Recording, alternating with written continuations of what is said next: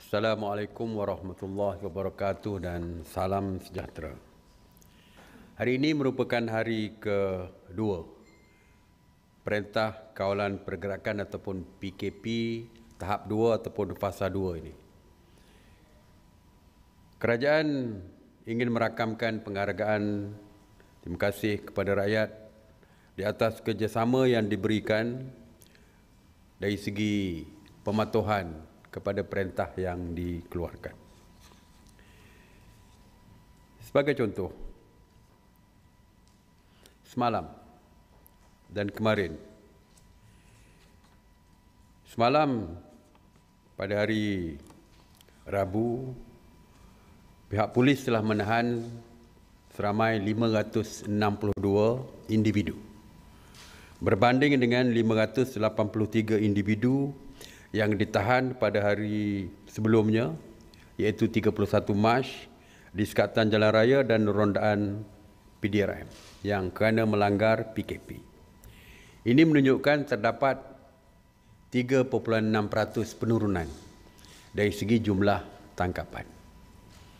Dan jika trend penurunan ini menunjukkan pematuhan rakyat kepada perintah, maka ianya adalah satu perkara yang baik, satu perkara yang sebenarnya ditunggu-tunggu oleh pihak kerajaan kerana rakyat telah pun mulai sedar tentang tanggungjawab mereka untuk mematuhi setiap arahan yang dikeluarkan oleh pihak kerajaan.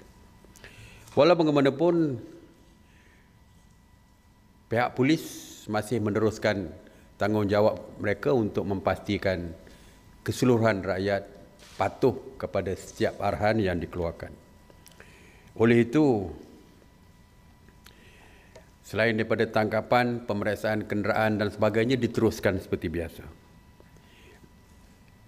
Ramai di antara rakyat kita yang kita lihat masih berdegil untuk mematuhi setiap arahan yang dikeluarkan.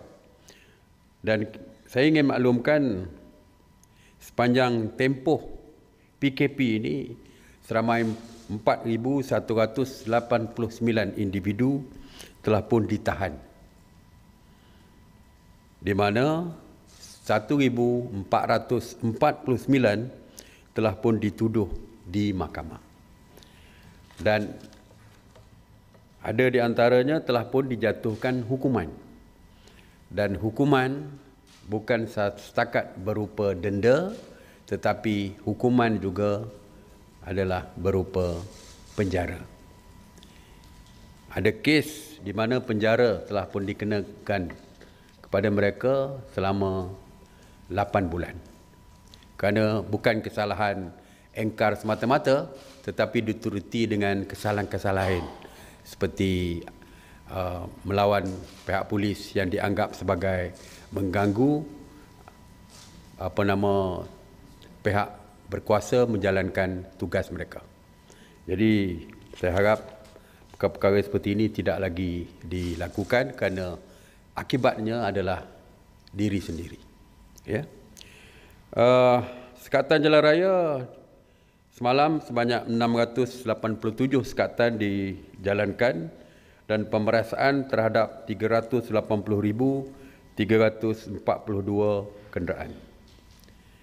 3,791 premis telah pun diperiksa dan sebanyak 23,256 pemeriksaan mengejut telah pun dilaksanakan. Jadi walaupun ada penurunan seperti saya sebutkan tadi dari segi jumlah yang ditahan dan sebagainya, tetapi pihak polis masih seperti biasa meneruskan tindakan-tindakan mereka, dan tindakan mereka kini adalah di tahap keras. Kalau dulu tegas, mula-mulanya berlembut dan menasihat.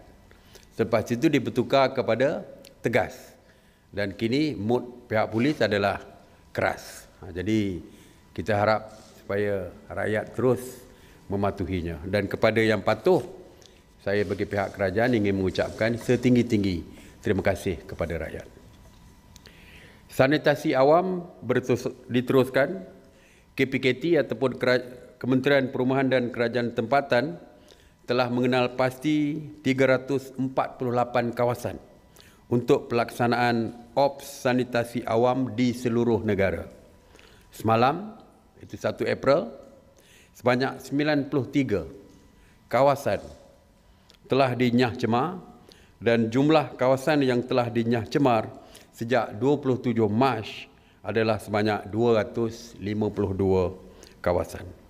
Hari ini sahaja sebanyak 46 kawasan di 8 buah negeri akan dinyah cemar. Dan atas nasihat Kementerian Kesihatan Malaysia, SOP untuk operasi sanitasi awam telah pun dibangunkan untuk memberi panduan kepada semua pihak yang terlibat bagi memastikan tempat awam bebas dari COVID-19 ini. Sebenarnya kita menerima banyak aduan yang mengadu tentang cara nyah cemar itu dilaksanakan, ada yang mengatakan tidak ikut peraturan dan sebagainya. Jadi Kementerian Kesihatan telah pun membangunkan dan mengeluarkan SOP tentang bagaimana cara setiap nyah cemar itu dilaksanakan. Dan nyah cemar ini akan diteruskan bukan saja ke tempat awam tetapi juga akan ke rumah. Seperti kita tahu, di setiap daerah telah diwujudkan Jawatankuasa Pengurusan Bencana Daerah ataupun JKPBD yang dipengerusikan oleh pegawai daerah. Jadi semua usaha pengendalian yang berkaitan dengan COVID-19 di daerah akan dikawal selia oleh IKPBD ataupun Jawatankuasa Pengurusan Bencana Daerah. Kadang-kadang kita lihat ada individu-individu yang membuat aduan secara selfie, secara video, YouTube dan sebagainya. Jadi saya berterima kasih kerana perhatian mereka, tetapi kita mempunyai pusat tempat aduan dan sebagainya. Saya harap selepas ini boleh mengadu terus kepada Jawatankuasa Pengurusan Bencana Daerah jika isu-isu yang berlaku di daerah-daerah. Dan ataupun mengadu terus kepada kementerian yang berkaitan melalui hotline kementerian yang telah pun disediakan dan telah pun diumumkan sejak daripada awal lagi. Kerajaan amat memahami tentang keluh kesah masyarakat peniaga. Kita tahu ramai yang menghadapi kerugian yang besar akibat daripada premis perniagaan mereka ditutup dan sebagainya. Tetapi dalam masa yang sama, kita juga ingin memastikan bahawa COVID-19 ini dapat dihapuskan. Kita mahu supaya rakyat terselamat daripada COVID-19 ini. Jadi walaupun kerajaan melihat perlu ada keseimbangan di antara kepentingan kesihatan dan keselamatan dan juga kepentingan ekonomi untuk negara dan juga individu-individu serta syarikat-syarikat. Oleh itu, Mesyuarat Kabinet telah pun mewujudkan satu jawatankuasa khas Kabinet bagi membincangkan perkara yang berkaitan dengan keseimbangan kesihatan dan keselamatan serta ekonomi. Mesyuarat jawatankuasa khas ini akan dipengerusikan bersama oleh Menteri Kanan Kluster Keselamatan bersama dengan Menteri Kanan Kluster Ekonomi. Jadi mesyuarat ini akan membincangkan mengenai hala tuju dan juga SOP tertentu yang baru bagi kita mendapatkan membantu pihak industri dan sebagainya. Walaupun seperti saya sebutkan tadi bahawa keutamaan kita adalah keselamatan rakyat dan juga kesihatan. Hari besok adalah 3 hari bulan, iaitu bermulanya kuarantin compulsory kepada masyarakat rakyat kita yang pulang daripada luar negara. Setiap rakyat kita ataupun warga mana sekalipun yang masuk ke negara kita akan dikuarantin sama ada melalui udara, melalui jalan udara, melalui jalan laut ataupun melalui darat sekalipun. Bukan saja di KLIA tetapi di semua pintu masuk. Termasuk di Johor Bahru, di Johor, termasuk di sebelah utara ataupun di negeri-negeri lain.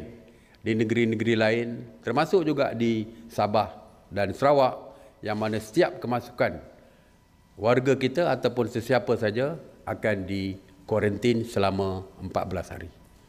Jadi kita menyediakan bas dan sebagainya untuk mengangkut rakyat kita yang pulang dari luar negara untuk dihantar ke pusat kuarantin yang disediakan.